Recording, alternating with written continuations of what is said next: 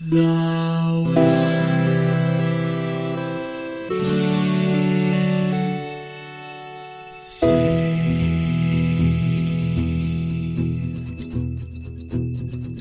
The living room's dark, save for light being cast from the big TV screen and the imminent sunrise that's teasing the one starry sky with whispers of morning. Hey, George. Hey, Lions, how's it going? It's pretty good. I want to tell you a little story about 13 iterations off the central finite curve. There's a Meduncan that wants to spend more time in nature than being new and tasty. That's why we came up with Simple Rick's New and Tasty. No, wait. and we take those Meduncans and we feed them on a loop to you. That would be such an odd world to live in. So that's the name of the movie.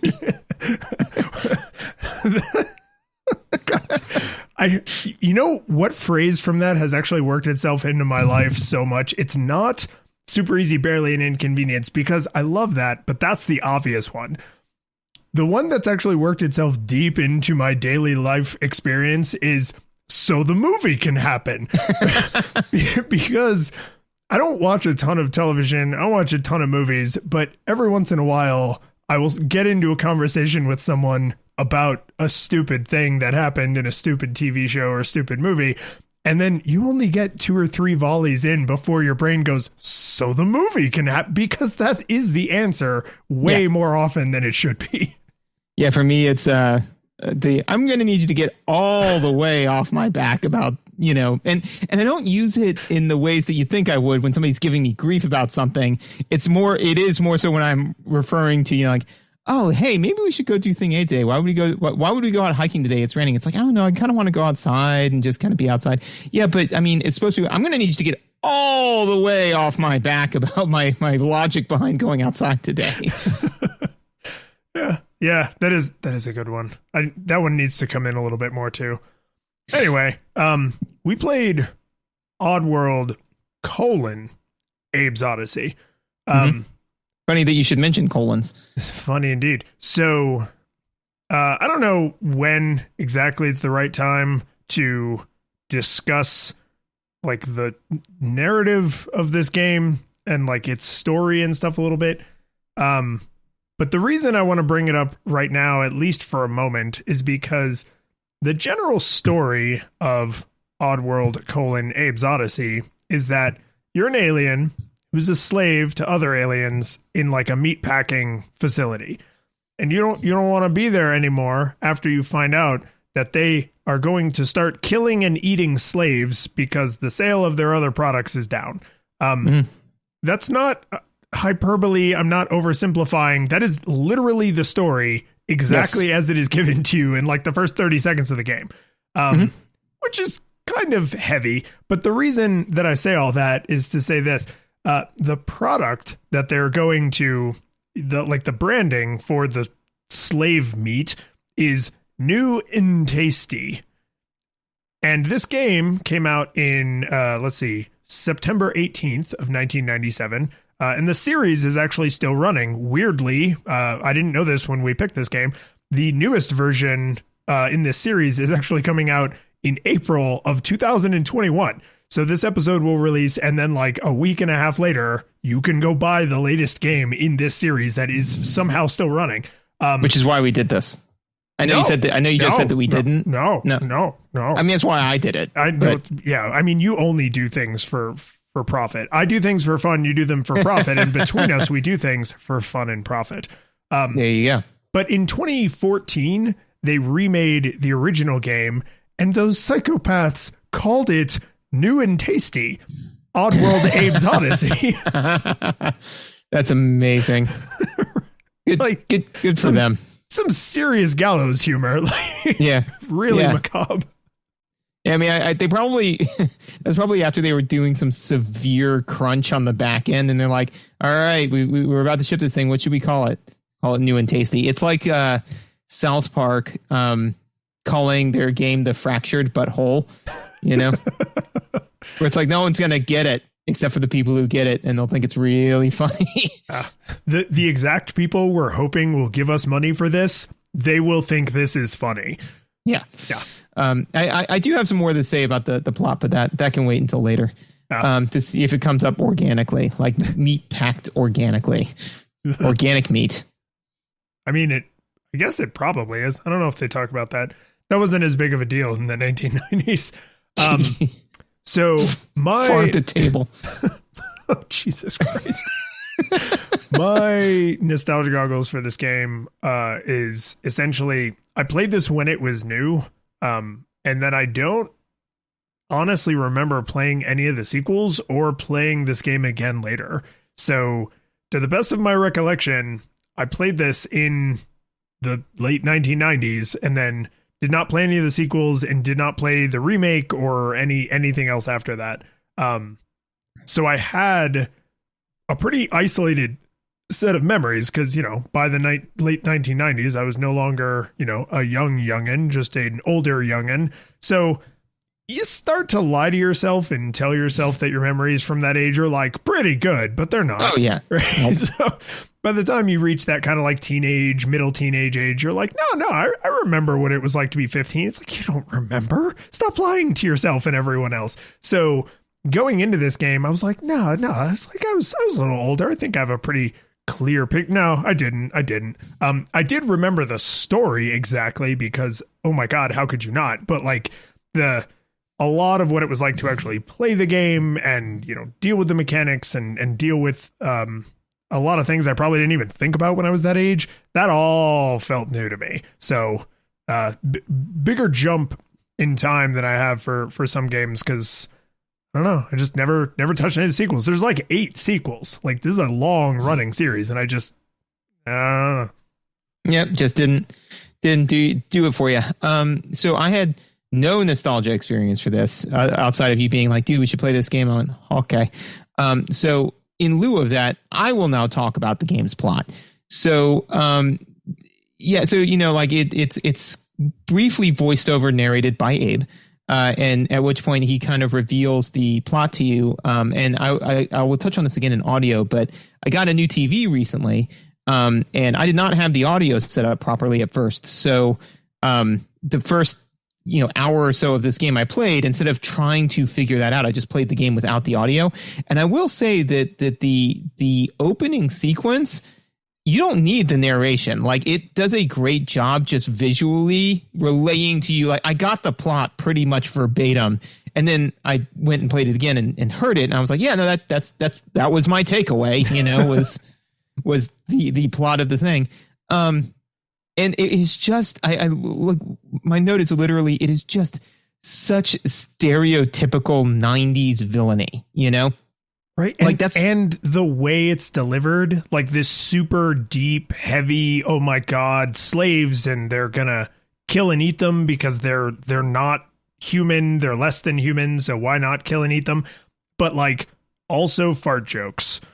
Yeah. I mean, it's just like that type of 90s villainy. Because I mean, when you think about it, there were a lot of 90s cartoons where there was a villain that was in some capacity a businessman. And it's just the big boss has the giant cartoonish cigar. Yeah, exactly. I mean, like that is, and I think that's interesting and says something about the 90s that, then we were saying like, hey, maybe villains aren't out to destroy the world or conquer the world through force. Maybe they will just do it through corporate machinations. I say all of that to say that their overall business model, I feel, is short-sighted. Which is not to say that, like killing sentient creatures and packing them into meat is, okay, it's evil. Obviously it's evil. But again, outside of that, it's in and of itself, like you could sustain that. But then if all of a sudden you're seeing a dip in profits and then your knee jerk is to consume your trained workforce, because I mean, they view them as less than human. They're slaves, like understood on all that, but you definitely had to train them to do this stuff, right? So they're going to have to backfill those positions or deal with those positions not existing. And then at that point, just don't backfill, like just eat that thing, eat the thing you were going to backfill with. So I'm saying that, one, it is absolutely evil. I in no way endorse any of the decisions made by the villains in this video game. But not only is it evil, it's incompetent. And I think that that's also stupid. So that's my nostalgia experience. So my understanding about the sequels is they are all the same kind of Abe trying to save other Madunkans, and, you know, liberate them from other kinds of related bondage. It would be somehow even more terrifying if they factored that kind of thinking into the story.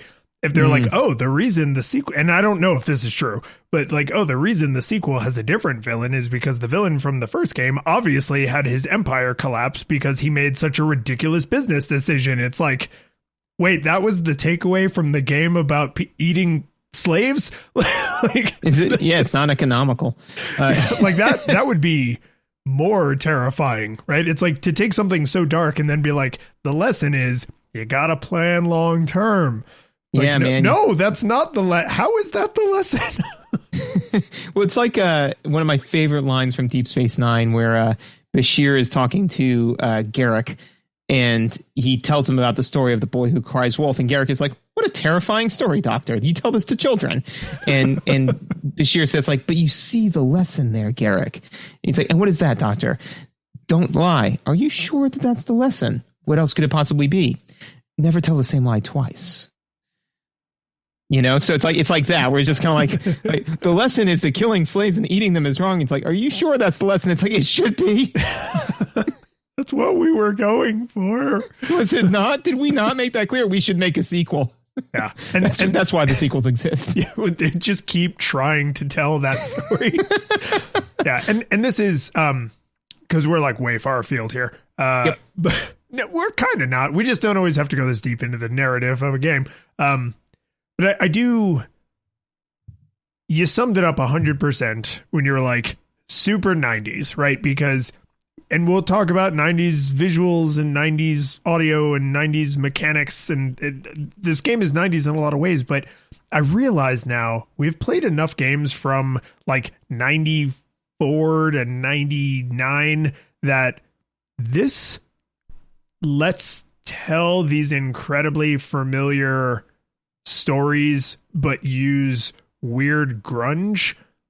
It was an odd time for science fiction, because science fiction has always been about, let's pretend that these aliens who are black on the left and white on the right are, you know, different from human beings, some of whom are black and some of it's like, no, we get it, right? Like, you got to be a real simpleton to not understand that pretty much all science fiction is about the present day, but told through a lens that is more palatable and sometimes just more interesting to the mass public, right? Or I think that for me, a lot of times what it does is it allows to create a universe that is able to investigate a specific thing.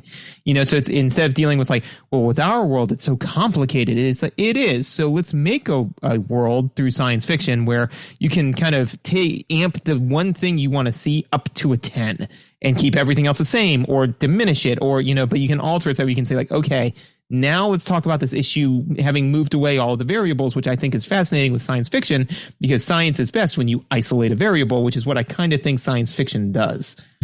That's awesome. And we should now just do a podcast about that. But I do think that could be the after show. I do think that the 90s had this really weird obsession with like grungy science fiction. It's not cyberpunk, right? Which can be grungy, but it's not that. It's this like the earthworm gimification of the future, where we have like spaceships that travel faster than light, but also like floating garbage dumps everywhere, right? And like this society is obviously made up of multiple different alien species, which means some of them must be interplanetary, but they still have to resort to eating other sentient like there's this bizarre like nirvanification of all these different sci-fi stories that were told at this time in history. And I don't know if that's necessarily good or bad, but holy crap, is this one of those? Like, if you've never seen this game, imagine if they made Earthworm Jim for the PS1, and that's basically what the visuals are like. I mean, really hard. So but before we dive too deep into visuals though, let's chill. We do always need to take this time, usually not this far into the episode, but we didn't forget about you, to thank new followers, new subscribers, new listeners. Welcome. We've gotten lots of nice feedback over the ages. We actually just recently, I had to send out a sticker to one of our Patreon subscribers. If you subscribe at certain tiers on Patreon, you get a sticker. And when I reached out to this person to be like, oh, hey, you actually, you get your sticker. They were like, oh, cool. I thought I just enjoy, okay, cool. Like, I want the Super Nintendo one. And I was like, yay. Like they qualified for this reward, didn't even know it. Right. And so that's someone who really just enjoys what we're doing. And that, like, the fact that they were confused about that, I was like, oh, you're not just here for the stuff. Like, you're so excited. So that's a good feeling. Podcast reviews always help other people find as well. But if you really want to be shouted out as a human being and not just part of the mass that is the audience, then you got to be either an 8-bit classic or a 16-bit hero. So we want to thank our 8-bit classics, Michael S. and our 16-bit heroes. Michael S., the king of Koopas, the eater of one-up mushrooms. I like this. I like where this is going. Yeah. Our 16-bit heroes, Jacob K., wielder of the crowbar and the gravity gun. And David S., the squanchiest of squanchers. Do you realize the check you have just written for yourself? Oh, yeah. No, I did actually think this through. I've been thinking about it kind of over the last week, going in and out of work, that this is a thing I want to do. So, and I meant to bring it up to you in the pre-show and completely forgot. So no, I'm glad that I and the audience found out this way, organically in the moment. This is a new thing that I'm going to take on for myself. Yeah. I'm a hat guy now. I wear hats. So, visuals? Now we can talk about the visuals. They're super grungy and 90s.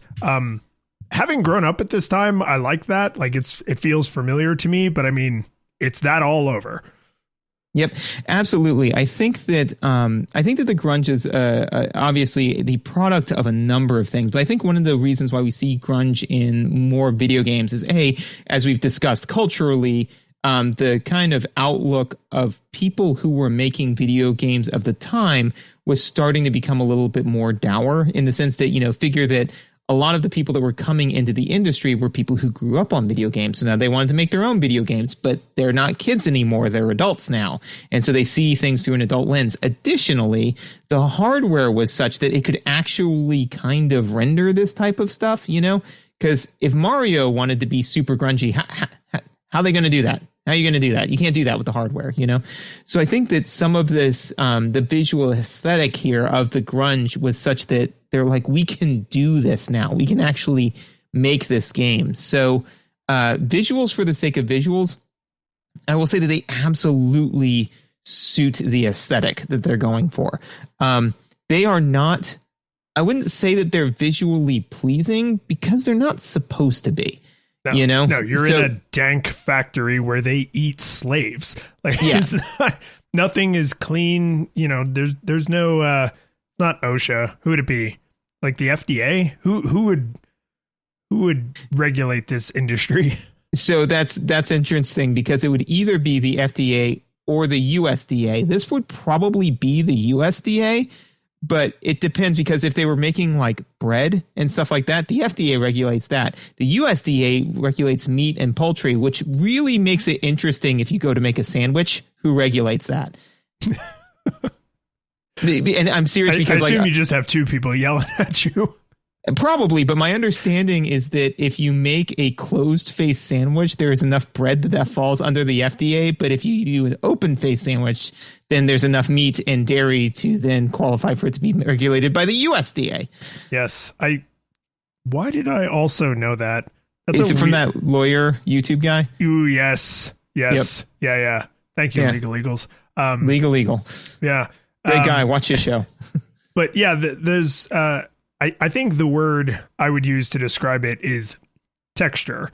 You can't on the Super Nintendo do, even on the N64, because the route they chose to optimize for with that hardware, you couldn't really do grungy, grainy textures because you need a lot of information to do that, right? Which is why a lot of PlayStation games, this one included, look like a bunch of pre-rendered JPEGs, because that's exactly what they are.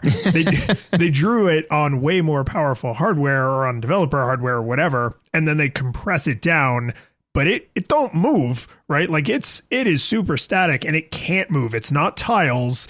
It's not an image map where it's like, oh, well, this barrel could fall off of the background. That barrel is cemented in place with every other thing in the background because it had to be to get that level of graphical fidelity. And we've played a lot of PS1 games where I think because I was the PlayStation kid, I was like, yeah, I mean, the textures are a little muddy, but whatever. And you're just like, nah, this looks like crap. And you're probably more right than I care to admit, but at least in a game like this, it's like, no, I think this is actually the exact look they're going for. Everything just looks kind of gross. Yeah, no, absolutely. And I think that as you mentioned, is that the difference is that is in service of the aesthetic here. In Jumpin' Jack Flash or whatever, like when you're in a giant Flash. Yeah, jumping Flash, the Jack Flash jump man. No.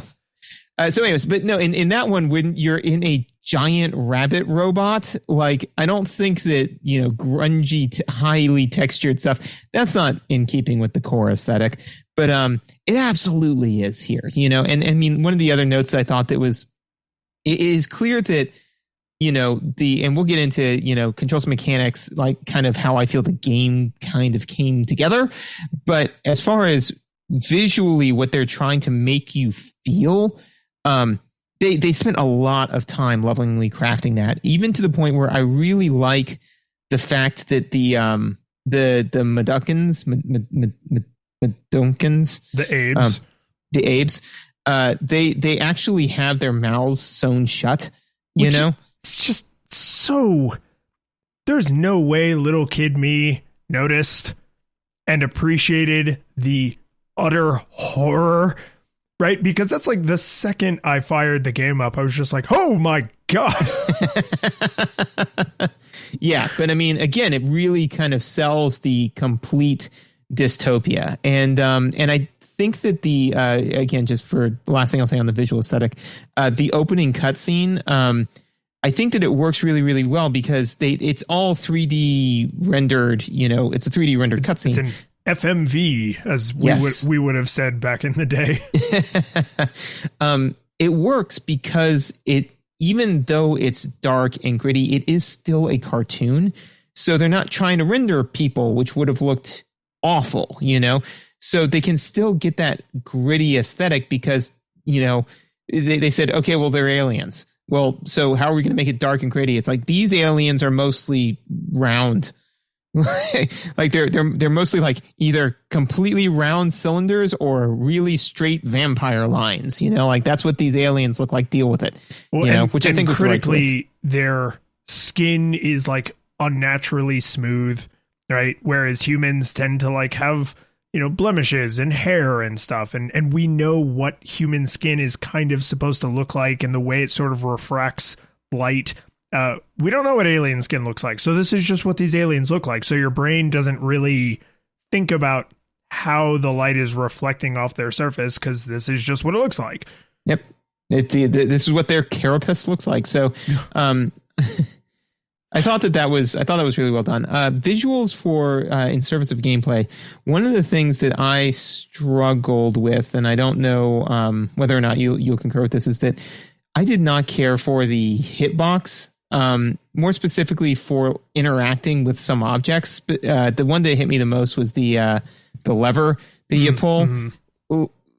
I spent a not insubstantial amount of time screwing around with that. And the fact that the interact button is also the wake up all of the guards button was troublesome, you know? Yeah. I'm sorry, is that the come back here and kick me whistle? Oh, wait. Blam, blam, blam, blam, blam, blam, blam. Yeah, I mostly struggled with the hitbox on the ramifications of getting hit, because this game, you know, we went on quite a bit about like, it's a game about emancipating slaves, and that's super messed up. But it's the mechanics of the game are like, this game is basically Prince of Persia, like the original, like 1977 or whatever Prince of Persia. Like it's, you know, multi-screen, sometimes single screen, often like 2-3 screen little puzzles where you gotta do some platforming. You know, I gotta turn the electric field off without waking up the guard, and I do that by pulling the lever. So I gotta sneak over there, whatever, that kind of thing. You have none's hit points, and a stiff breeze will murder you. And that's barely an exaggeration, because pretty early on in the game, there are these bats that seem like they're atmospheric, but if you are hanging onto a ledge, the bats make you lose your grip and you fall and die. So like basically everything instantly kills you, because anything that kills you will kill you instantly. And so there's a lot of times where it's like, okay, I need to jump over this, and then I got to run over there, and then I got to pull in this lever, and then I got to turn around and run back and then jump onto this ledge before the dog comes and eats me, or the guard sees me and gets close enough to shoot at me or whatever. And that's where I noticed the hitbox being a lot more annoying, is when I had to link 2 or 3 things together and execute them quickly.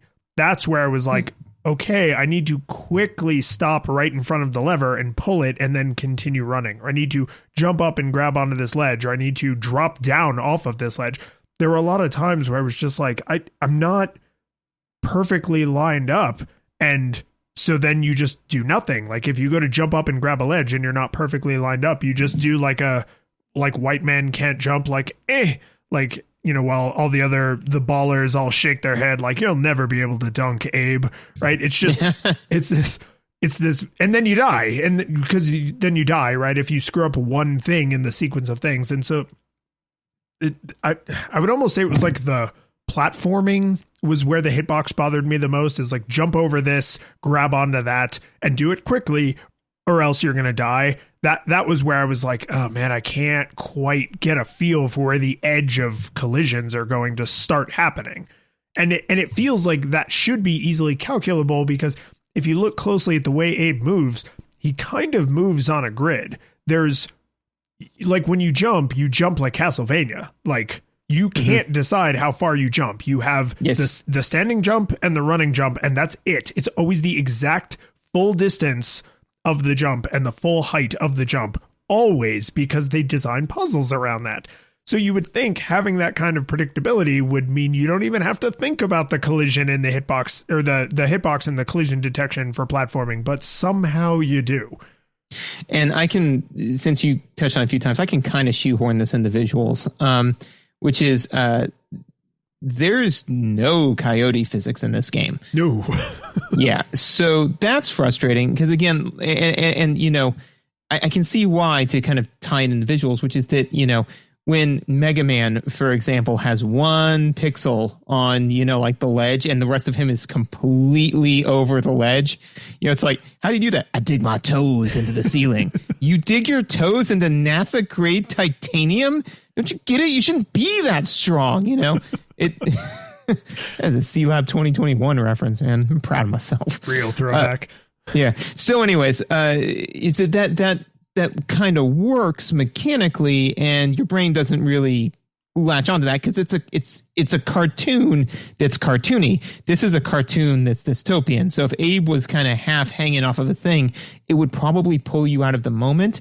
But what also pulls me out of the moment is running at a dead sprint with Abe and just casually running to my death, you know? Well, and so much momentum. And this is how we keep this tied more firmly into visuals than letting it straight into mechanics, is the animations for how Abe moves are super loving, right? Mhm. When you are running and then if you drop the controller, and I know because I tried it, because I was trying to see like, oh, is it that I'm holding the button longer than I think I am?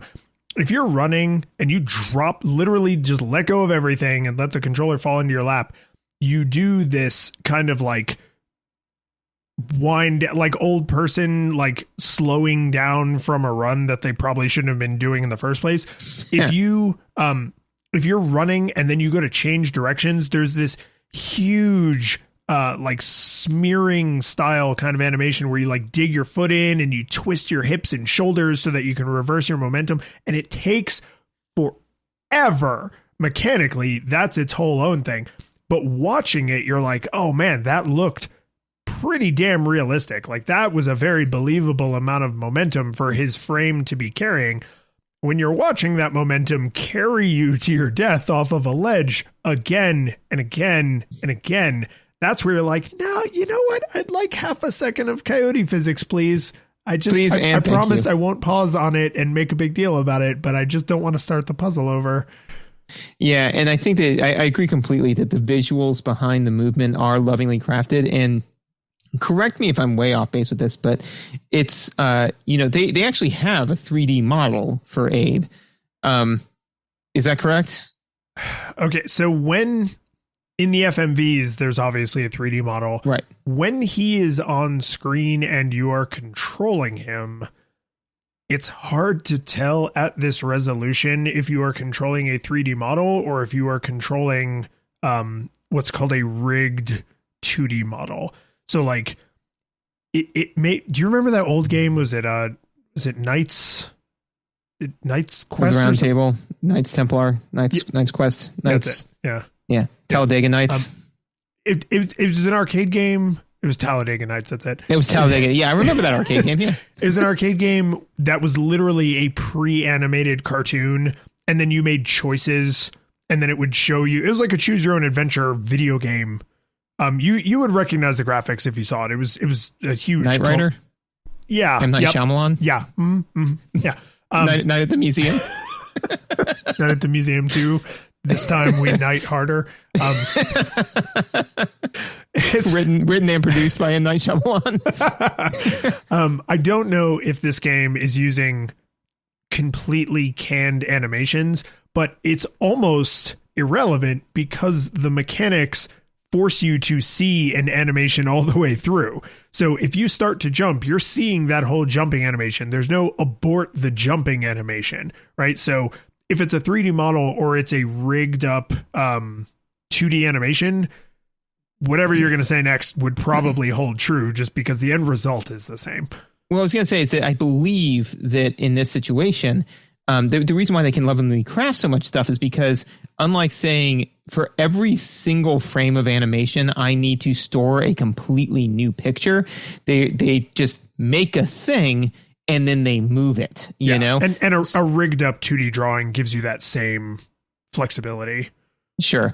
So I think that's kind of why they, and again, sometimes it's, when things went 3D, everybody was like, everything's 3D. And they're like, oh my gosh, look at video games of this time were exemplars of you were so busy thinking about whether or not you didn't stop to think if you should. Yeah. And this is, they get that out of their system because, it's the 1990s. You got to hit that 3D pipe. They get that out of their system in the screen transitions and in like when you go in and out of certain doors and stuff. So when you get to like the temple area where some of the other free, I don't know if they've never been slaves or if there are other escaped slaves, but some of the other Madunkans are like hanging out and chanting and living in nature. Every screen transition is like a freaking Star Wars like screen wipe, or there's one that's a ripple effect and it looks like a Windows 95 screensaver. There's one where the camera breaks free and does like a zoom whooshy way back into the background. So Abe's movements and most of the environments are very PS1 highly compressed JPEG, but they still they still had to hit that whooshy whooshy pipe somewhere. And for whatever reason, they chose to do it in the screen transitions. So, okay, bear with me here for a second. So there are a lot of like interesting, very like hyper stylized, some would even call childish, like visual transitions and visual scenes, and the entire aesthetic is like way over the top, right? What if this isn't Abe, escaping from bondage, right? What if this is Running Man, right? So the real way the company makes money is by filming this escape. And what we're seeing, we're the audience, right? So what we're seeing, right, is all of the different visual effects and all the craziness and insanity. Because that would explain some of the really bananas, insane stuff you see. This is just all television. So that's first off, that's super messed up. Let me just start there. Yeah. Secondly, I think that would give it sort of it'd be like an open face sandwich of Running Man and the second Matrix movie, where it's like, you will be the 47th slave liberator who has escaped Rupture Farms, and we have become exceedingly efficient at it. Right? Like that's, oh man, that's, how did you take a game about eating slaves and somehow make it darker? It is what I do. I don't have very many. I don't have much, but what I do have is a specific set of skills that make me a nightmare for podcasts. And then it would be like funny you. because all of the different foods would be different. It's not foods; it's TV shows. Anyways, dark. So, yeah. Dark. Especially because one of them, the reason they had to discontinue it is because they hunted it to extinction. Yeah, so that series ended, man. You can't watch that show no more. The one final thing I'll say for visuals is we did say the visuals were lovingly crafted. I will say that the visuals are distinct enough for each modality of movement that you have, such that they're impossible to confuse. So when you are running, when you are walking, when you are kind of doing that crawl roll thing, and when you are sneaking. Like there's never any part where, in some games where it's just like, no, I thought I was in sneak mode. And it's like, oh no, you were not. And the guard found you. No, if you don't know that you're sneaking, you are not paying attention. Which is in a game that requires stealth. Because like I said, everything instantly kills you, including when the game bugs out sometimes and you touch something that you didn't actually touch, but for some reason the game thinks you touched it. Everything instantly kills you, so being damn sure that you're sneaking is important, and they can give you a nice big Bugs Bunny, high knees, bent wrists, like boop, boop, boop, boop, boop, boop, boop. Like you know exactly what it looks like in your imagination, even if you've never seen this game, because you know what it looks like when a cartoon character sneaks. You can't do that in Thief or Metal Gear Solid, right? Like it's got to be a lot more subtle that the character is sneaking or not sneaking, but because this has this bizarre, kind of Earthworm Jimmy 1990s aesthetic, they can make his sneaking animation really silly, which is great for the player because then, like you said, I would pay money to watch Solid Snake in Metal Gear Solid do the cartoony sneaky thing with the Blues Brothers saxophone playing in the background. Oh yeah. It feels like a thing that does need to exist. So I've one silly note and then a great transition note. The silly note is there's a lot of text in this game, but they do a really good job of balancing out what you see to get mechanical and narrative information, what you have to read to get mechanical and narrative information, and what you hear to get mechanical and narrative information. For whatever reason, the pause screen has like the same Art Deco 1920s Hollywood font that they used in BioShock, which is a really old style of lettering. So it's not like BioShock invented it, but it's a TV show, right? The second I paused the game, my brain just was like, oh, weird, because I've now, over the arc of history, I've come to associate that Art Deco 1920s font in video games with BioShock and Rapture. And this is Rupture Farms. And I was like, no, that's way too big of a coincidence for my dumb lizard brain to not latch onto that. Like it just smash cuts to you doing like the yarn. Yeah, the crazy wall. Yeah. My transition comment is that this game, as far as I can tell, is damn near 100% single screens. If there's any place where the screen scrolls, maybe I didn't get that far. I didn't get terribly far on this playthrough. But every screen was a single screen. So when you go off the left or right, or if you climb up or drop down, there's, a ridiculous, George Lucas star wipe, and then you're on to the next screen. Things can travel screen to screen, like enemies can travel screen to screen. And critically, this brings us into audio, sounds travel screen to screen in a way that I think is almost over the top thoughtful. Get you this.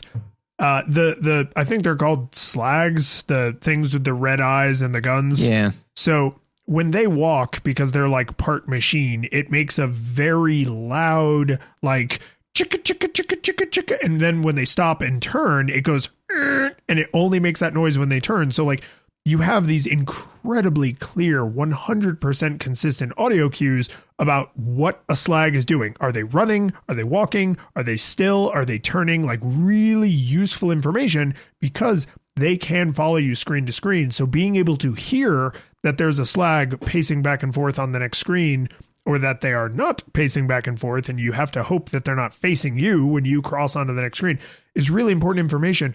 But what I realized is that information actually isn't bleeding over from the next screen, because that would be more computationally complicated. The screen you're on also has that noise. So if you happen to cross the screen boundary at a weird time in the audio cycle, you can actually get like a round robin version of a single sound effect, where the sound effect was already playing, and now that you're on that screen, you've triggered the actual character model making the actual sound, but the other one hasn't finished playing yet. And so that shows that this is, I mean, it's kind of a funny bug, but like that shows that there's no way this is an accident, because it was so critical that you be able to hear the enemies that are on the next screen so that you could use that information to, move through the world, that they thought about it. They were like, no, we can't just have all of the enemies in memory all the time. So the screen next to a screen that has an enemy will also trigger that audio cue so that you can use that information to plan and hopefully not die. Yep, and that actually pairs nicely. A beautiful transition, by the way, and very, very interesting observation. I did not notice that. It was a complete fluke. I noticed that they let you, get the audio information a screen over, but when I realized, like, oh, it's an intentional insert separate from the character model itself, I was just like, oh, that's funny. But it was only because I happened to notice the little bug. But that being said, I would say that. Yes, absolutely. Because often we say, audio in service of gameplay, and there are games where it's like, nah, not really. Absolutely, in this game, audio is a must. And I know that because, again, the first time I played it for about an hour, I did not have the sound on. And game is way harder, makes less sense. And so I when I was playing it, because you have to get the Madunkins to follow you, right?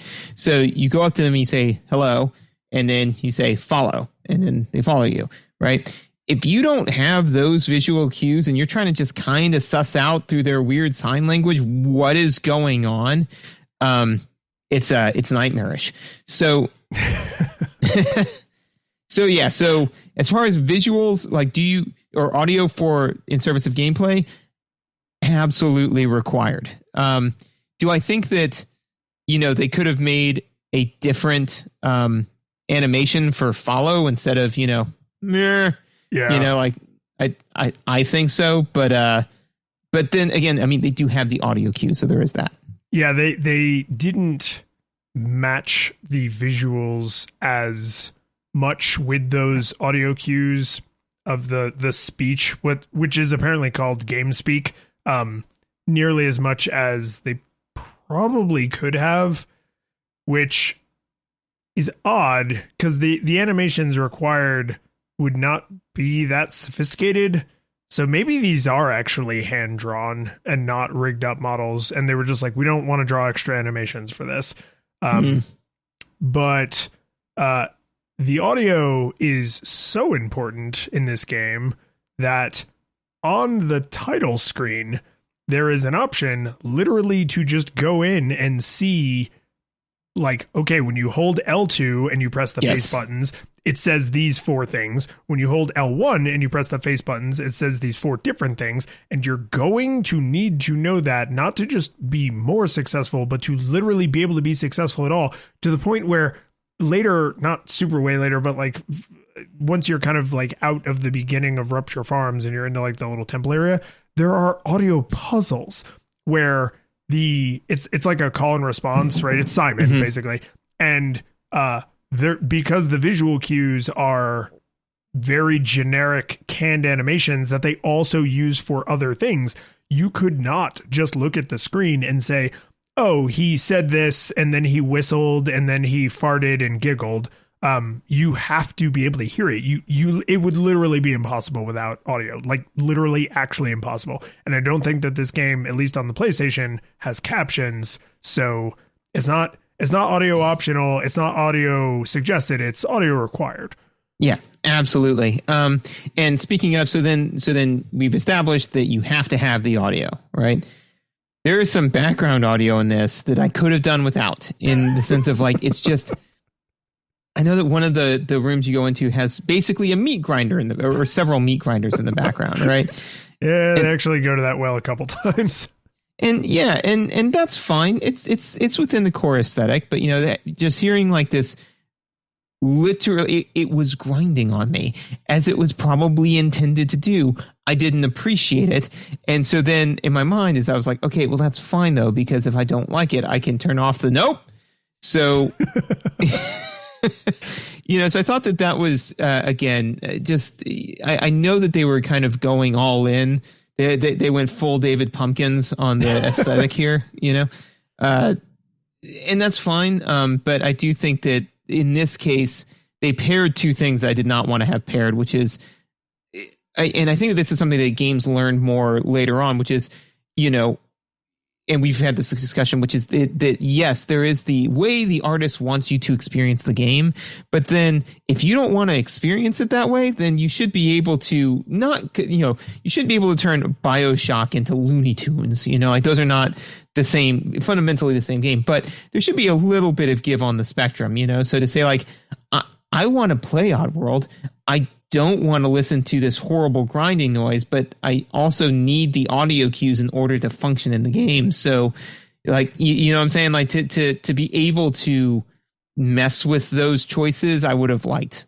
So. Well, I suspect that the newer games in this series, possibly even the remake of this game, that their sensibilities hopefully have modernized as technology and game design sensibilities have modernized. And if the artist creating the material is like, no, when you're in the factory, it should feel horrible. And that includes horrible noises because they don't care about the health and happiness of the workers that they're about to eat. Right. So like I can a little bit give a pass on that, because then like once you're out of the factory, you don't hear factory noises anymore. Then you're like outside in nature and you start to have like different ambient noises, and some of them are grating, but it's different. But you couldn't design some of the puzzles in this game in an accessible way because it's like, oh, well, you have to be able to hear the audio. And it's like, that's the only way to be successful. That's the one and only way to be successful. And, you know, they're entitled to say, yeah, like, yes, we made an audio puzzle, and for a deaf person, this game is unplayable, and we're okay with that. And I don't, you know, whatever. I mean, it's a whole discussion between like, do we bother? Do we change it? Or is this what we want to make? Even though it cuts some people out. But I think it's not considered great game design anymore to say, okay, you have to stand on the screen while you try and solve this Rubik's Cube, and there's going to be the sound of, a meat grinder in the background, and you have to stand there until the Rubik's Cube is solved. Like, yes, would that create tension, and would that create like a lot of psychological overhead, and that would make it harder to solve the Rubik's Cube, and maybe that's the feeling that the developers are going for? Yes, all of those things are true, but that notion has kind of fallen out of fashion, where it's like, what if we just make the player like kind of miserable? It's like, well, there are more interesting ways than grating noises to make the player feel uncomfortable or pressured or, under duress or whatever. Like, yeah, nails on a chalkboard still works, but it's not very novel. And I think that you kind of hit the nail on the head there, which is that it's not that you can't put a player in an uncomfortable place. In fact, I think that a lot of games that I really, really love do that incredibly elegantly. I mean, The Last of Us and The Last of Us 2 do that very, very well, where they intentionally put you in very uncomfortable situations. And it's intense, but I think that in this case, they kind of went with the, something we were talking about in the pre-show, which is that, all the human machine does is seek the happy feeling, And so this, like, we've gotten more in video game design. And again, we've got better hardware, more, we stand upon the shoulders of giants, not by any way diminishing this game, but, we have gotten to what really makes my brain get the happy chemical is feeling the way the hair is cut between two shears. And that is why I am a barber, is because just the feel of the scissors in my hand is just, it makes my brain give me the happy feeling. And this one was like, how about some cocaine? It's like, yeah, that will also give you the happy feeling. It's just way more of a meat cleaver of a way to do that. This is the meat cleaver of happy feeling. Is that and for bad feelings though? Yeah, like that's what's terrible. Like if you people who buy cocaine are usually seeking a cocaine experience. If you buy cocaine and you get baking soda, you're not thrilled about that. And if you intentionally inject baking soda into your eyeballs, I don't know how you do cocaine. If you intentionally, pour some baking soda into your ear holes, then like, even if you expect a bad time, it's still a bad time. So like, I think human beings, whether they want to admit it or not, are more sensitive to noises than they realize. And some people are very tuned into that reality. A lot of people aren't, but that's the thing I would give up before I gave up the gritty visuals and the gritty narrative is the literal grinding noises. That's the stuff where I'm just like, can we not, right? It's the walking noise from the original Donkey Kong. It's just like, can we just not, like, this doesn't really help anything. And yes, it's accomplishing the goal you set out for. Anyway, we're beating this to death. Yeah. The one other final note that I have for audio that is more on an upbeat, which is I really enjoy Abe's voice. He's fun. He's fun. He's just kind of a fun voice. He's just kind of like my name's Abe, and I'm like, oh, cool. Yeah, you are Abe. Good for you, man. When he almost always talks in rhyme, but not always, just almost always. Just enough to the point. I mean, for me, it was like as he was going through, I'm like, Wait, is he rhyming? And then he did one that wasn't a rhyme. I'm like, oh, okay, all right. Wait, is he rhyming? I mean, like that's the writers playing a stealth game with us. Is every time they see the little exclamation point over our head, they're like, no, stop rhyming for a few lines to make them go back to just their normal guard route. Or it's like in American Dad, where it's like, everyone, we've just been served this injunction, which has caused us to cancel this function. You're rhyming again. I know, I hear it. I'm trying not to. Like maybe Abe's aware and self-conscious of it, so he's just actively trying to stop. Man, it's a tick. I have a lot of time being a slave, and there's just a weird little hobby that I got into. I got a lot of time being a slave, and it's not just something I want to hand wave to. Ah, God, I think it's important to talk about the music and how there's not any, because we've played enough games now that have light music or very, very atmospheric music where I've settled pretty comfortably on like, yeah, sometimes that's the right choice. In this game, it's so crazy the right choice that there is almost zero music. When you die, there's a little like boom, boom, boom, boom. And then when you respawn, there's like a little, I don't remember exactly what that melody sounds like, but there's like a little 4 or 5 note melody. When you do certain things, there's like a little like few notes that are like kind of musical. But if you're just standing around, if you're sneaking around, if you're solving puzzles and dealing with enemies, there's no music. None. Not atmospheric music, not environmental sounds that are actually playing a little melody. If you squint hard enough, I don't know, squint with your ears. If you squint with your ears, I don't know how to do cocaine. I don't. It's from all the baking soda I poured in there. But I really appreciate that someone probably said like, you know, oh, and here's where we'll have the factory tune, and here's where we'll have the out in nature song, and here's where, and somebody else was probably like, no music, nope. Music, like just none. And the times where you get sound effects from off screen of enemies and stuff, you would say like, oh, well, you couldn't do that and have music. Yes, you could. You absolutely could. This game could have music. But this isn't the NES. Right? But the fact that it doesn't, I think is actually in line with something that you have talked about before, particularly in a recent game we played, Ninja Gaiden, which is you are under no incentive to move at any particular pace because there's no music. You don't feel like you should rush or go slow, right? Because if there was slow music, that might actually slow you down. If there was fast music, that would definitely push you forward, but there's none. And so you don't have an external metronome setting the pace. And I think in a puzzle solving stealth game, it's really important that I be the one to set the pace. No, I like that. I agree with that. And I think that it's both the correct choice mechanically for the reasons that you outlined. And it's absolutely the correct choice aesthetically, you know, it's because, you know, the only, I was going to say the only song that they could possibly pick to play would be What's New Pussycat by Tom Jones, you know? It's a Simpsons reference. When Marge goes to work at the plant, she suggests that they pipe in Tom Jones music to raise morale. Yeah, doesn't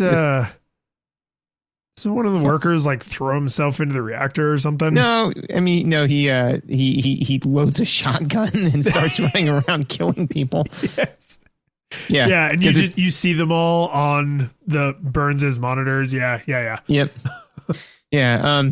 But I mean, like, but again, like that aesthetically makes sense, right? So I mean, I could totally picture you walking into one of the many horrible rooms, and it's just saying like, "What's new, pussycat?" Whoa, you know. But like that would then be eerie and unsettling because again, it's like the corporate overlords playing this to increase productivity by 2% or whatever, or what was the phrase? The beatings will continue until morale rises.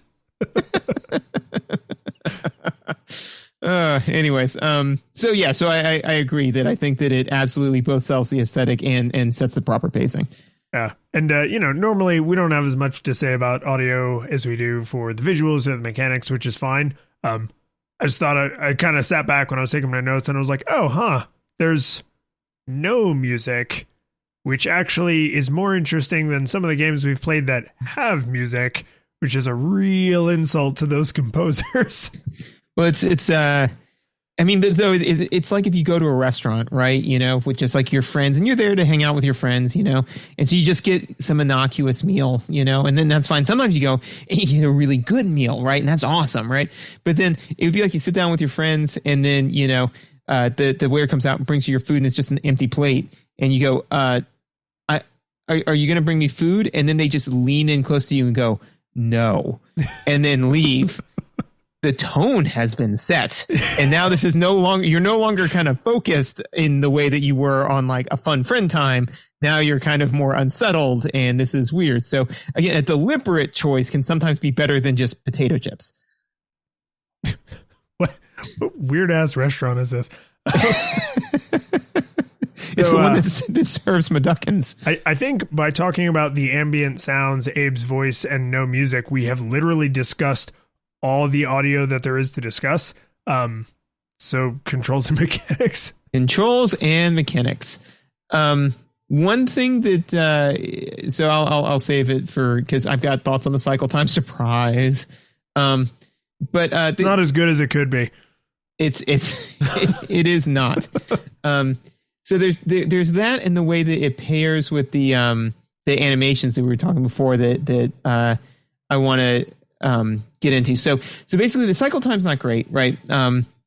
For example, and I can pull an exemplar just right out of the first 30 minutes of the game where you have to cross across an area where rocks are actively dropping in, like in this platforming area to then get to a different area with 2 guards and, hijinks ensue.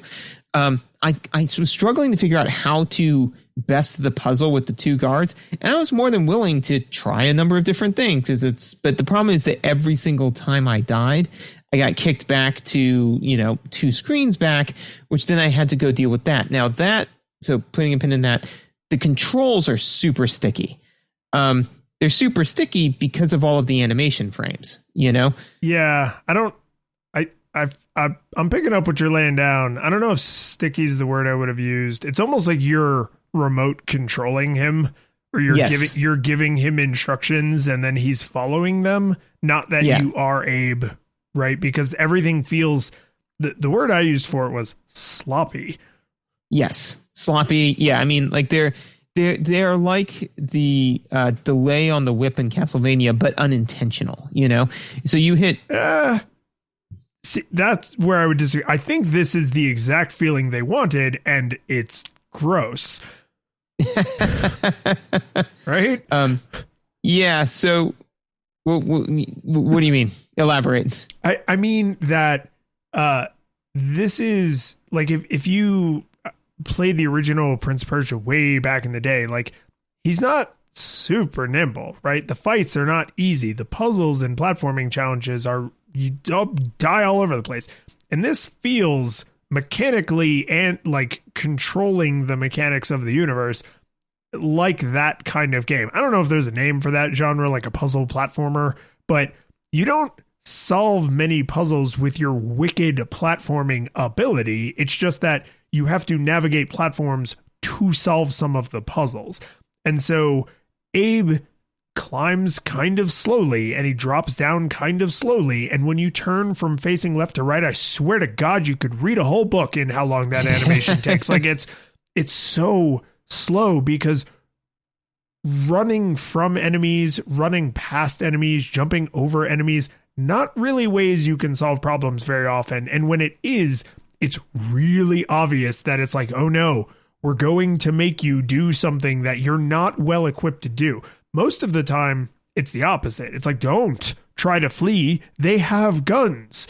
Like, they'll get you, right? So there's this, like, sloppy, muddy, kind of gunky, maybe sticky is a good word, like, this just, like, bleh, sort of feeling to controlling Abe because he's a malnourished slave. Like, he's not Arnold Schwarzenegger in The Running Man, right? He's not going to overpower his oppressors and rise to freedom. He's trying to sneak out.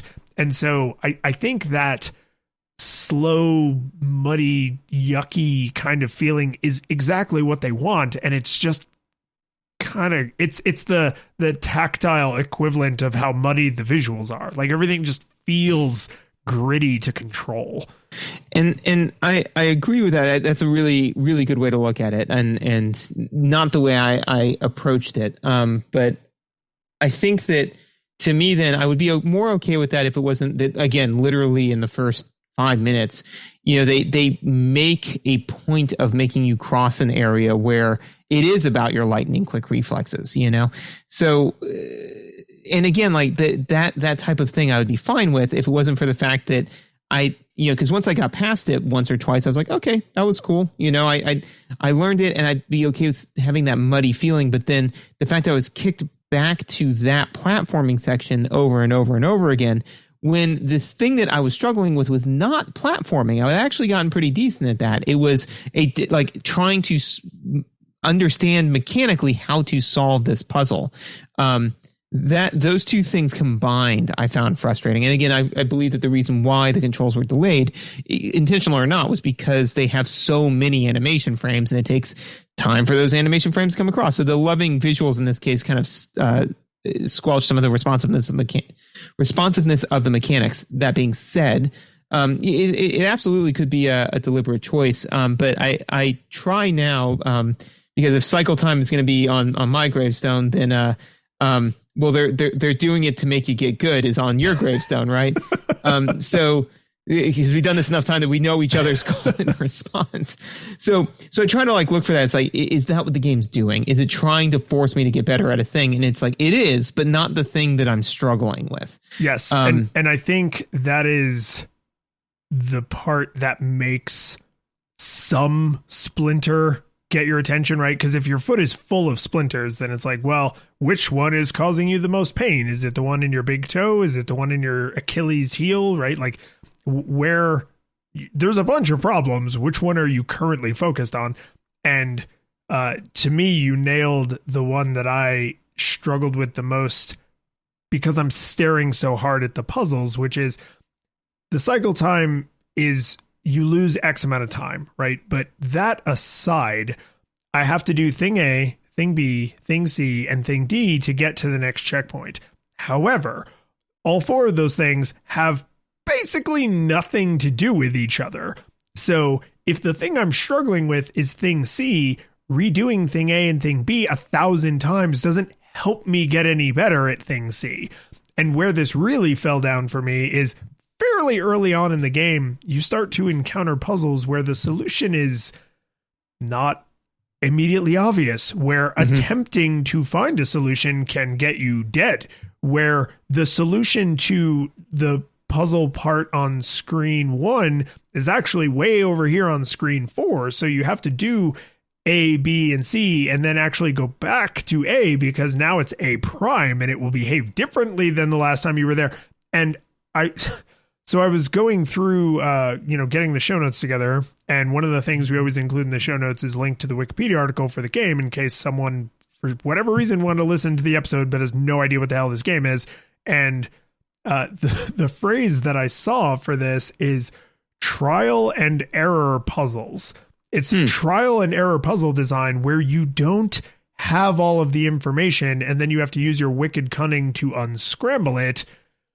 You just gotta try stuff sometimes. And in a game where the checkpoints are not horribly spread out, but they're a little bit spread out, and one mistake kills you, it's really disincentivizing to experiment. You want to be really sure that this next move is not going to kill you, because now you have to do 1, 2, 10, 50 things correctly to even get back to the space where you can experiment again. And that was what broke it for me. And sometimes it's the sloppy platforming, like you said. Sometimes it's the mechanics just freak out on you and you get shot when you shouldn't have gotten shot. Sometimes you were halfway through a jump and it alerts an enemy. You didn't expect them to alert. Like, there's a million things that can go wrong. But for me, they all boiled down to, why are you forcing me to experiment when the penalty for failing an experimentation is so steep?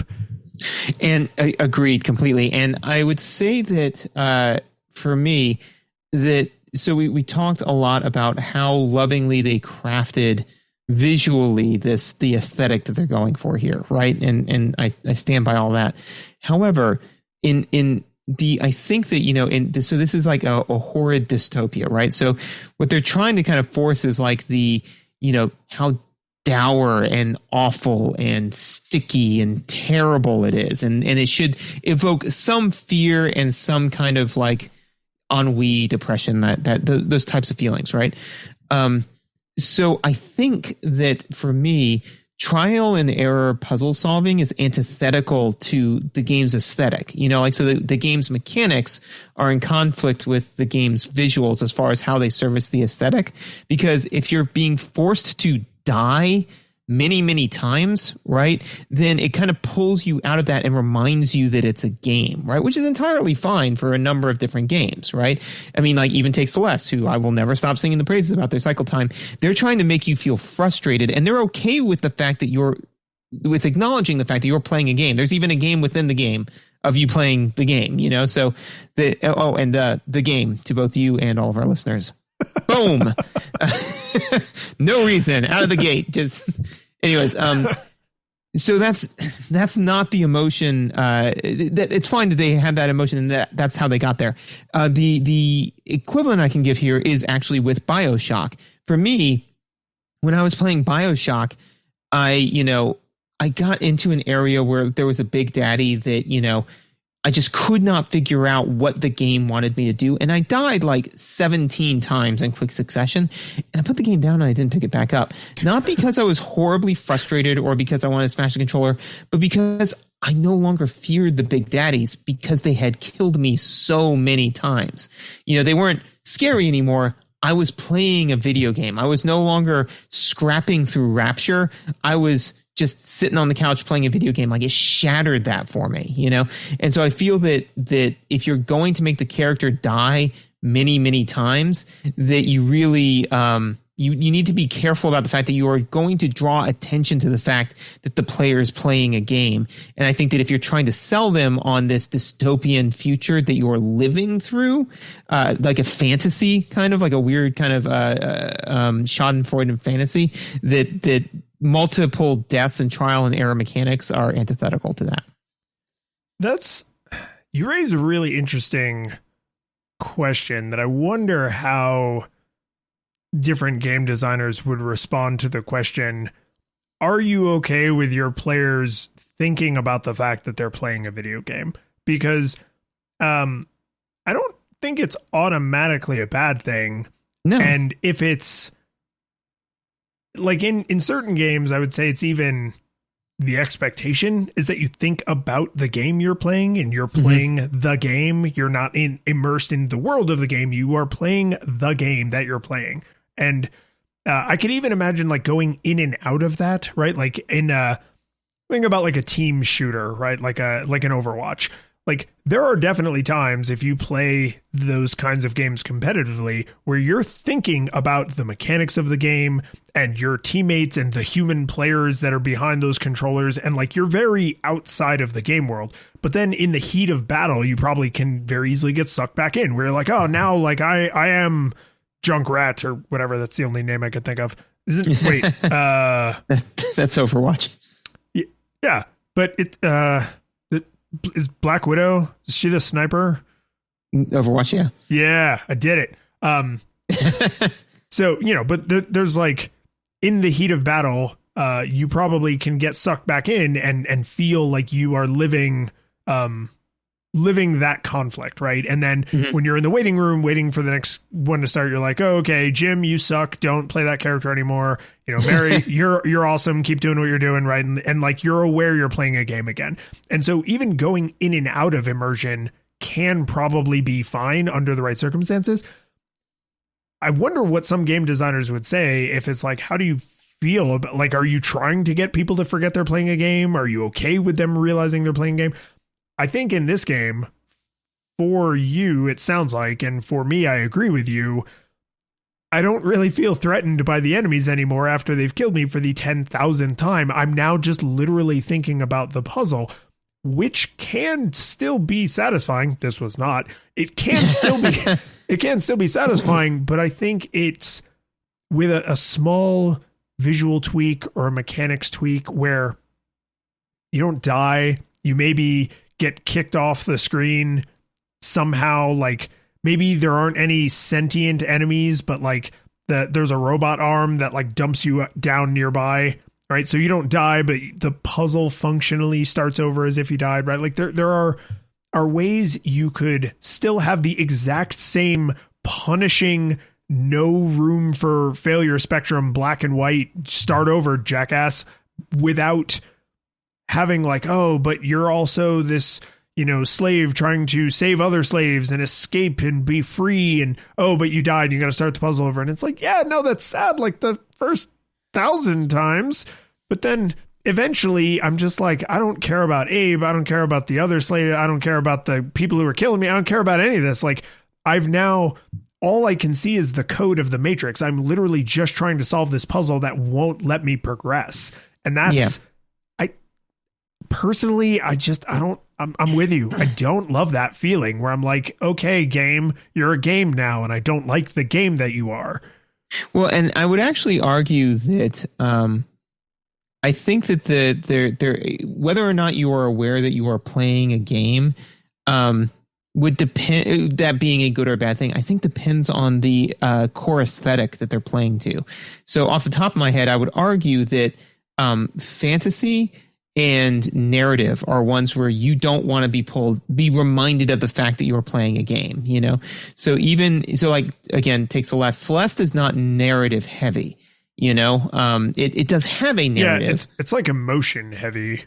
It is. It's emotion heavy, but like you're not sitting there saying like, I am, you know, this character. It does have a story and the story's interesting, but it's not like super hard, you know, into the narrative. Whereas The Last of Us is 100% that, which is why it's very, very important that it has an incredibly broad failure spectrum, because every time you truly die it's jarring. But if you got jarred that way too many times, then you would be reminded of the fact that you're playing a game, and you don't want to be playing a game because you are Joel, you are Ellie, you're living out that fantasy / narrative, you know? So I think that in this game where the aesthetic is clearly behind the narrative aesthetic of like, you are Abe, you are trying to save these like endangered peoples, that being reminded of the fact that you are now playing a game is antithetical to that. I'm gonna try this out on you. Tell me what you think about this.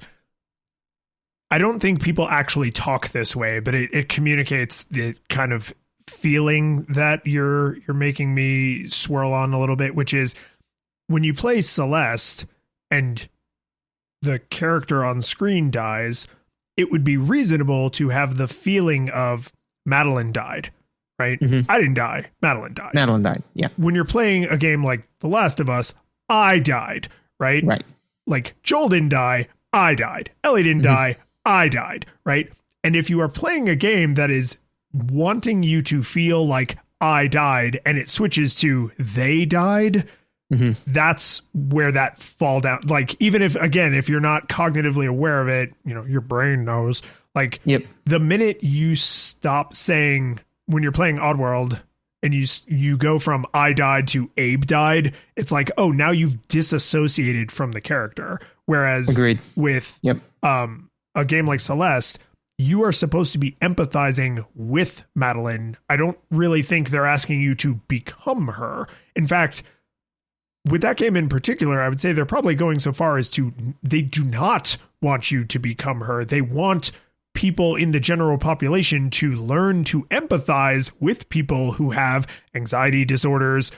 She's a trans character. So like, they don't want you to say like, I am Madeline. They want you to empathize with someone who has a life experience you don't have. Right. I don't think they want me to personally feel like I have Abe's lived experience, but I am supposed to be this, not anti-hero, but like underdog hero who is rising up against incredible odds in this terrible situation, and, you know, emerges with friends and family surviving this, like, what do you call it? Genocide. Right. So like it's an uplifting story, but it's not, but it kind of is, but it's the 90s. Like, but the second you start going, oh, he died. It's like, you're not going to get that catharsis when you win, because you're like, oh, Abe won. I'm not him. Cool. I don't care about Good for this. him. Yeah. And I agree with you completely. And I think that, and not to belabor the point, but I think that, do it, belabor the hell out of that point is I think that, because I think that, you know, your brain does want to, you know, empathize and be a part, like Abe's death is your death, you know, but your brain can only handle that so many times before it is going to check out, you know. And I actually got to see this. I was talking to Megan about this recently firsthand, where, and I think it was you and I that watched it together, because when I said, yeah, honey, remember watching this? And she's like, I have never seen that movie with you. I was like, oh, right. I saw it with my sister. So, so I think I actually saw it with you, but it was when we went to go see Sweeney Todd in the theater, right? So he cuts people's throat and then he presses a button on the chair, and the chair dumps somebody a story down into a basement, and it makes this sickening bone crunch, right? Yeah, and they fall on the stone head first. Yeah. So the first time it makes this crunch, and the entire audience went, "Oh!" And then the song keeps going, and then it went like, "Ooh, oh." And then on the fourth or fifth one, there was just nothing.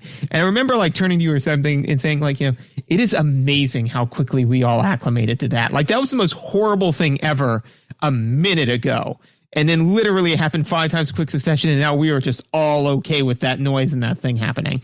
Because again, like the first time we really, and I think that that's what the movie's going for, is that we are supposed to be becoming desensitized to it as Sweeney Todd is. You know, but in this case, when the whole point is that you're supposed to be empathizing with the person, you can't have that, oh my God, feeling more than a few times in quick succession before you're like, I don't care, whatever, burn it down. Yeah, I really trial and error. You know, when we do this, I think a lot about some of the mechanics we've discussed and some of the. I'm always fascinated when I'm like, ooh, a novel thing, right? Like that's why we play the breadth of some of the games we played, because I had never heard of the concept of trial and error puzzle design. And I think you've completely nailed it in that it breaks the main aesthetic of the game for someone who is not either really hard to desensitize or really good at the game, right? Like I can imagine someone saying like, oh yeah, I think on maybe some of the hardest puzzles, I only died like, I don't know, like 4 or 5 times, right? And being like, oh, well, yeah, so you probably didn't get desensitized. But like on a couple of the puzzles where around the time I was like, I'm not going to play this game anymore. I'm done. I have what I need to do the episode. Like I probably died dozens of times because some of them were trying to figure out what the puzzle wanted in the first place. And a lot of them were just execution errors because of those beautiful, slow, sloppy animations, right? Where it's like, oh, I didn't jump at exactly the right time. I didn't hit the up button to grab the ledge at exactly the right time. I meant to do this, but I did that or whatever. And just so like a lot of the failures are just like failure to launch, where it's like, oh, I'm gonna walk over here and I'm gonna figure out what they need me to do on screen number 3, and oh, I died on screen number 1 because of like a sloppy execution error, but there's no failure spectrum, so I just gotta not do that, I guess. But what I'm learning to master on screens 1 and 2 are in no way gonna help me on screen 3, right? Like we talked about before. So there's just, yeah, I think we're starting to give up the trick here. Yeah. So the only two other quick throwaway notes I have is one to kind of come off the aesthetics thing is that they do have some just pure insanity in here. Like I said, like the giant boulders, you know, the guys with guns, like the guards that have guns and shoot you on sight, you know, and I would love to, the number of times I got shot, be like, that is garbage and that makes no sense, but it absolutely makes sense in a company where they're going to kill and eat their employees. It's all game then, right? I mean, like whatever bizarre, dumb safety thing where you're like, this factory would be shut down. No, it wouldn't, because they eat their employees. If that's on the table, literally, then everything else is good to go. So I appreciated kind of that, because every time because, you know, when I get angry, I start to build a case for why I am legitimate in thinking this thing is dumb. And every time I started to stack the thing about, well, they shouldn't have guns at a factory. Well, no, they probably would, but they wouldn't shoot me on site. Oh, no, yeah, they absolutely would. Well, there wouldn't be. No, that would exist too. You know, so that was good. And it feels consistent, at least. Yeah, right. And this game has a save code, which is good. Oh, yes. Yeah, there's from the generation of PS1 games that will let you still enjoy the game if you don't own a memory card, which I do. Yep. I do appreciate that they were thoughtful about that. I do actually have one other thing here that I forgot to write down in my notes, and something just made it come screaming back into my brain. The way they teach you the mechanics in this game, I thought at first was unnaturally spread out. And then I realized that the reason they do that is because they want you to try to 100% the game, and it would be I'm going to go with basically impossible to 100% the game on your first try, because there are 99 other slaves for you to free. So counting you, I guess that would make 100, right? So there's the other Medunkans all spread throughout the factory and out in the world and in the other parts of the game. And you free them by you chant in front of these circles of birds, and it makes a portal, and they jump through the portal. Sometimes you can jump through the portal and you have to use it to navigate the level. Sometimes you jump through a portal to get to where other slaves are, and then you make a portal that they jump through, and then when you jump through it, you go somewhere else. Why do you go somewhere else? I don't know. It's just the way the portals work. It's bird portal. So I say all that to say this. The way they teach you mechanics is so bizarrely stretched out across the first like quarter of the game, where it's like, oh, press these buttons to do these things. And you're like, oh, okay, I press these buttons to do these things.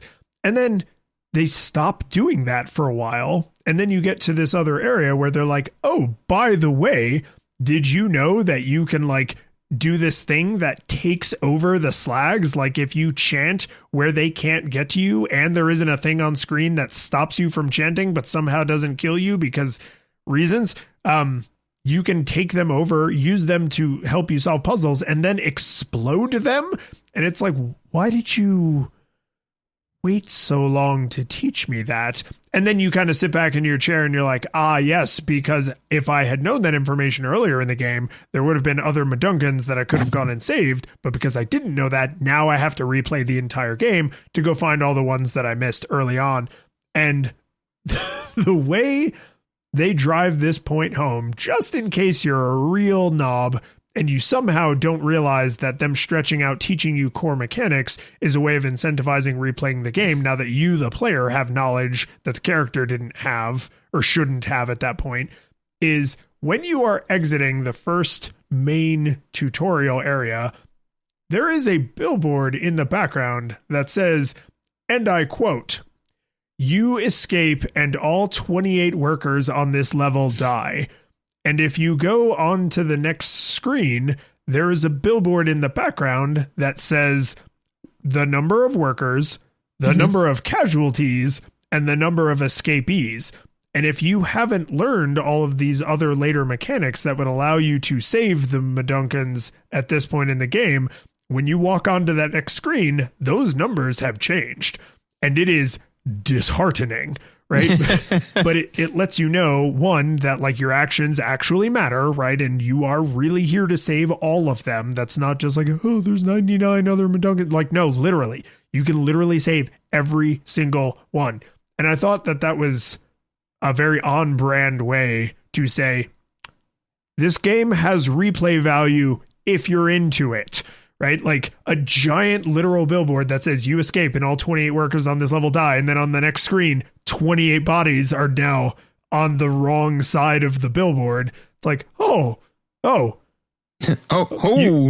You could have just said on the title screen that there's a new game plus or something. You didn't have to kill almost 30 people to tell me that this game has replay value.